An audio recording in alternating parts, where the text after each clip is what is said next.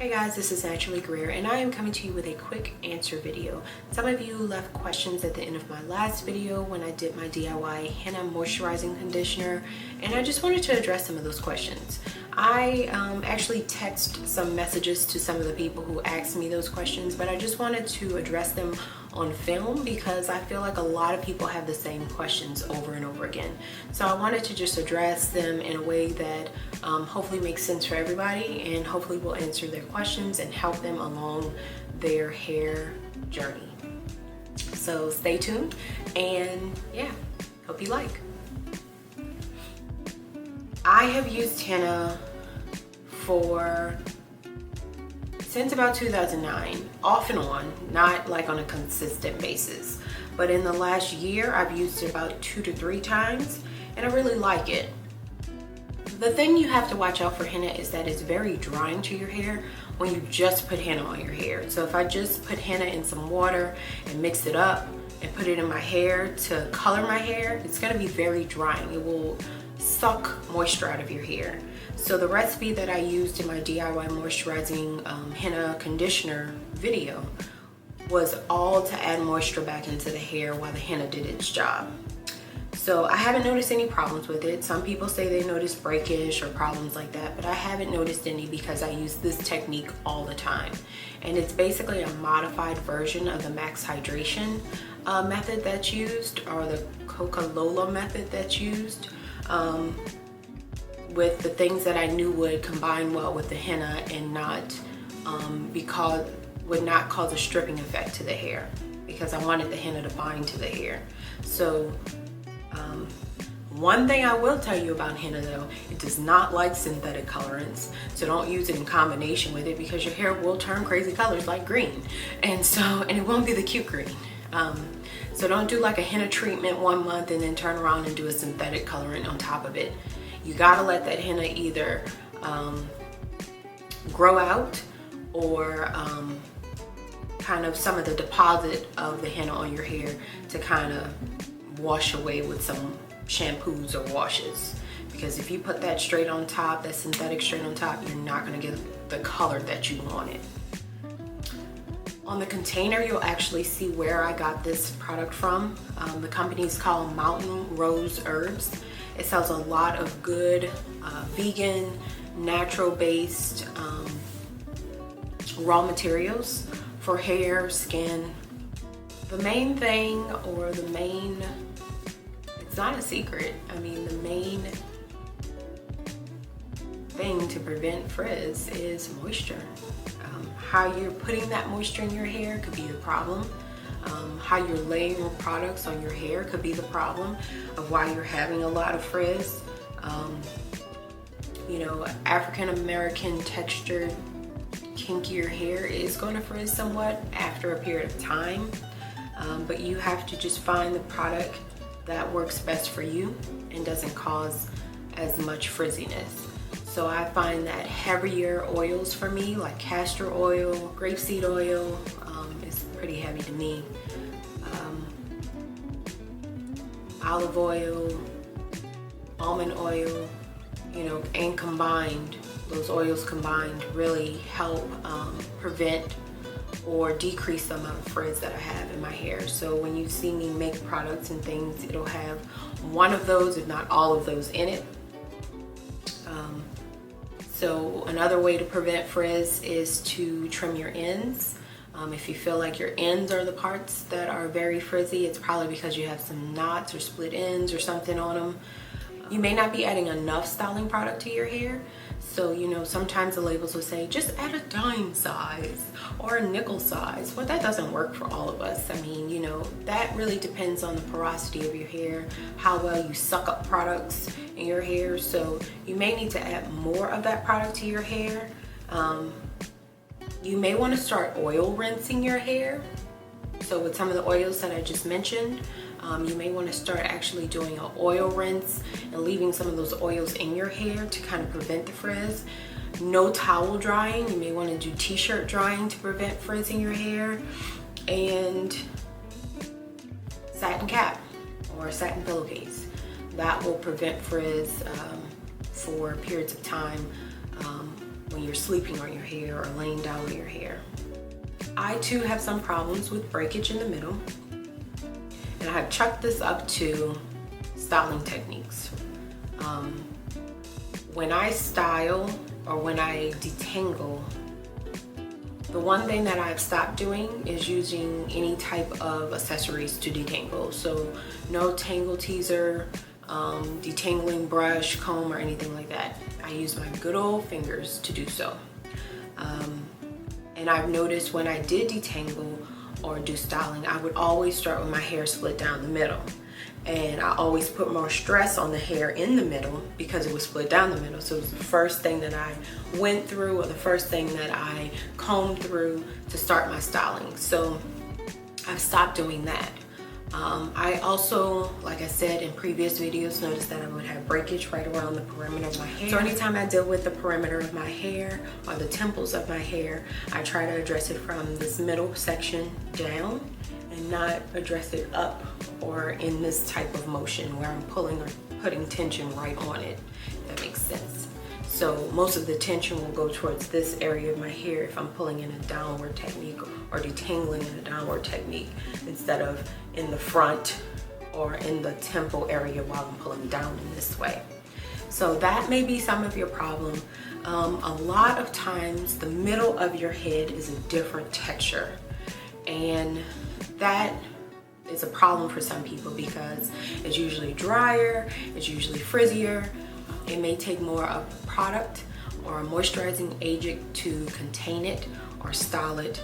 And so sometimes we base our whole hair texture off of the perimeter of our hair and not the middle of our head. So you may want to really look at your hair and see exactly if the textures are different, because I have 3 to 4 different types of textures in my head. I don't know why I can't say that word right now. So that may be an issue or problem of why you're just having breakage or problems in the middle. Also, not sure of how you're sleeping, but like I mentioned before, satin pillowcases, bonnets, those are definitely a big asset to preventing dryness and frizz. And thinking. That's all I can think of right now. So, or hormone shifts. I don't know how old you are. I don't know if you're on birth control. I don't know if you're pregnant. But all of those things can weigh in on, changes in your hair at that time. You may need to take some vitamins for hair or just for skin and hair and health and things like that. So you may be deficient in something, so you need to go and see your primary and get some blood work done if that's the case. There's a lot of things that can cause breakage and dryness to our hair. Remember, your hair is dead. Once it hits that, once it hits out and that follicle is formed, it's not a live thing anymore. So your breakage may actually denote something that you did to the past to your hair instead of something that you're doing currently to your hair.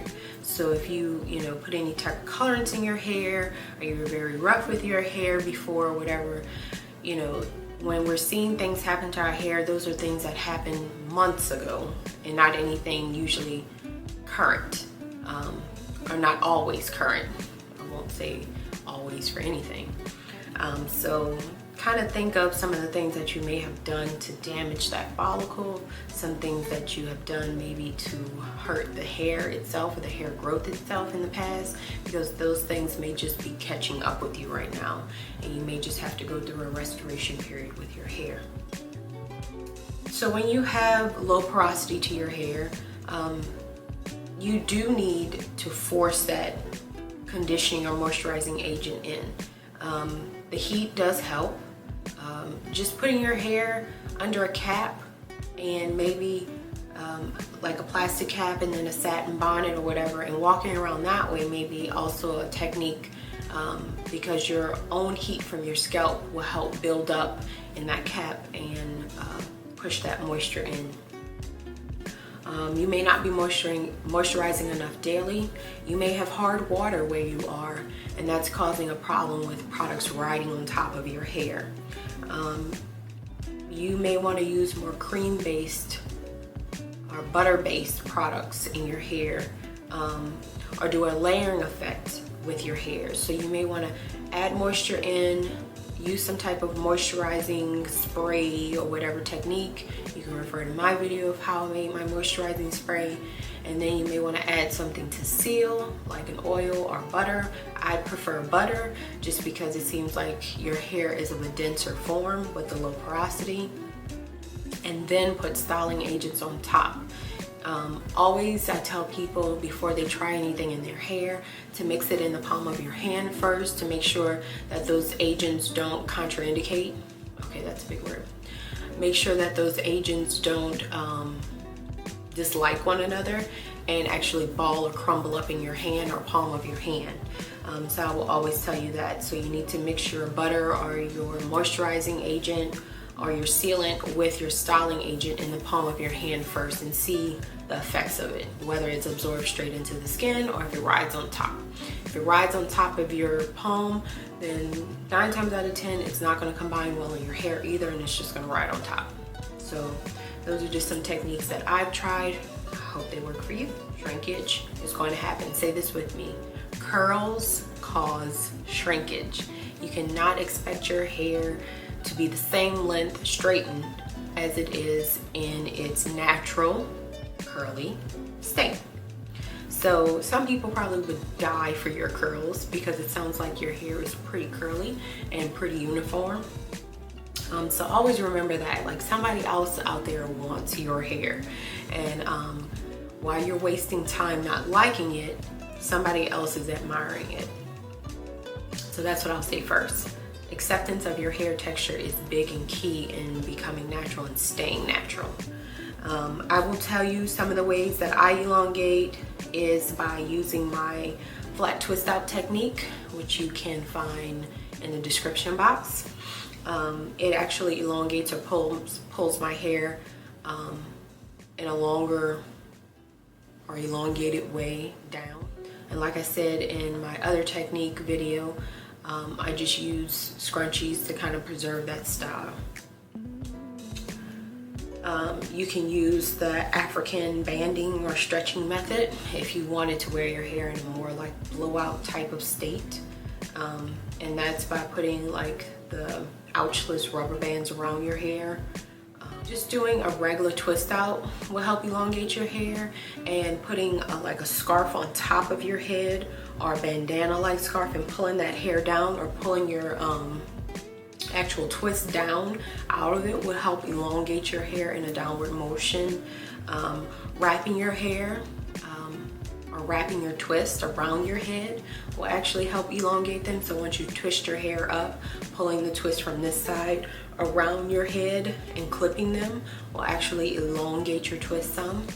But it just depends on your hair, what style actually complements you at the end of the day. So you can try any of those methods if you'd like, and I hope they work. You're probably not working in small enough sections. So wash and goes for everybody is not as easy as, you know, wash my hair, put some product in, step out, shake it, and I'm gone. It's not that easy for everybody. So your hair texture may require a little bit more manipulation of the product into your hair. So after you've washed your hair and conditioned it, or whatever the case may be, you may want to separate your hair into smaller sections and actually take some product in your hand and kind of work it into that section. I find that with any product that I use, I can never just put product on top of my hair. I have to work it in. Some of the heat that you make with your hands, as well as pulling or pushing that product into the follicle, will actually help your hair absorb that product and hopefully maintain moisture in your hair throughout the day. So I hope that helps your wash and goes from here on out. So Candace, you can go back and look at my trimming method, or my updated trimming method. I'll put it here on how I trim my hair. But definitely addressing and managing your ends is important, especially if you know they're damaged. So Different things that you can do to address your ends would be to make sure you're deep conditioning or moisturizing on a consistent or weekly basis. I deep condition maybe every 2 weeks, but when you're going through that period where you know that you have something going on with your hair and it's not the way it used to be, I would advise you to deep condition every week. Preventing knots in your hair, so wearing your hair in more stretched out styles like twist outs and things like that instead of afros or wash and goes may be of more benefit to your hair as you're trying to prevent any more damage to your ends or any other part of your hair. Washing your hair in sections may actually be of good benefit to you as well to prevent those single or double strand knots, and also get a closer look at what areas are bad and what areas are good. Sometimes when we have a damaged area of our hair, we're just ready to cut it all off. And that may not be the case. You know, you may have a little damage on this side and this side's good. So just really separating your hair and looking at it and seeing what's going on with it. Use gentle cleansers instead of stripping agents. So of course nothing with sulfates or parabens in it that will cause you to have like that squeaky clean feeling to your hair, because that's just going to split your ends or cause more damage to those ends because it raises the cuticle. Good shears are always a plus when you want to cut or trim your hair. So make sure you have something sharp. Make sure you just use it for your hair and not for like cutting strings off clothes and all that stuff, because you're going to mess up that end of that needle. You're going to mess up the end of the scissors. So make sure that you keep some shears just allocated towards your hair. You do not have to spend hundreds of dollars, $200, $300 on shears like hairdressers do.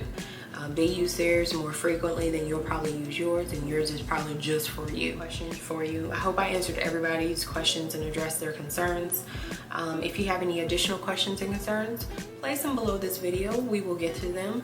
I hope you enjoyed me finally answering some of their other questions and concerns, and some of the things that I said that I would in other videos that I didn't do. Yeah, so subscribe, comment, and like.